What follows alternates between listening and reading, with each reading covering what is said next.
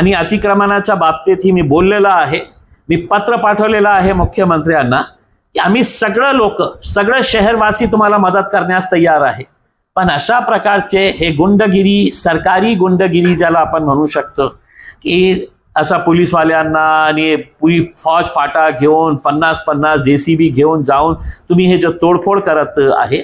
आणि मला एक प्रश्न विचारायचा आहे, हे जितके आमदार बसलेले आहेत तिथे त्यांना कधी लाज नाही वाटली की ज्या लोकांनी तुम्हाला मतदान करून तिथे पाठवलेले आहे, कुणाच्या एकाच्या तोंडामध्ये जीभ नाही आहे प्रश्न विचारण्याची की साहेब हे जे चाललेलं आहे म्हणजे सत्ताधारी मध्ये आहे, आम्ही सरकारच्या विरोधात कशा बोलणार. मग ज्या लोकांनी तुम्हाला तिथे पाठवलेले आहे त्यांच्या बाजूला बोलण्याची तुमच्यामध्ये हिंमत नाही होती की साहेब हे जे सगळं चाललेलं आहे नियम बाह्य चाललेलं आहे, लोकांना कुठल्याही प्रकारचा नोटीस नाही.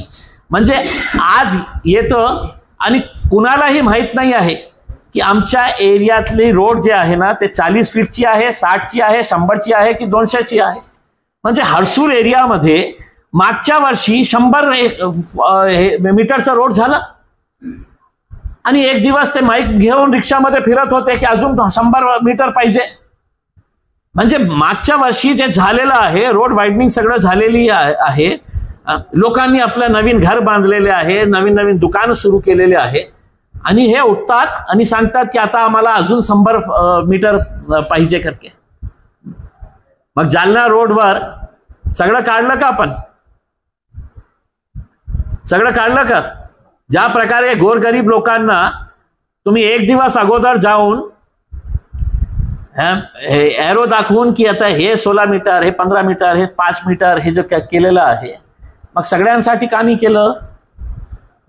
कशाला थांबवले मोठे मोठे लोकांना? आणि गरीब लोक कुठे जाणार? मग आज तिथे त्यांच्या राहण्याची व्यवस्था काय केलेली आहे सरकारने, महानगरपालिकेने? त्यांच्या जेवणाची काय व्यवस्था केलेली आहे? रस्त्यावर सोडून टाकायचं? पैसे नाही आहे तुमच्या खिशात,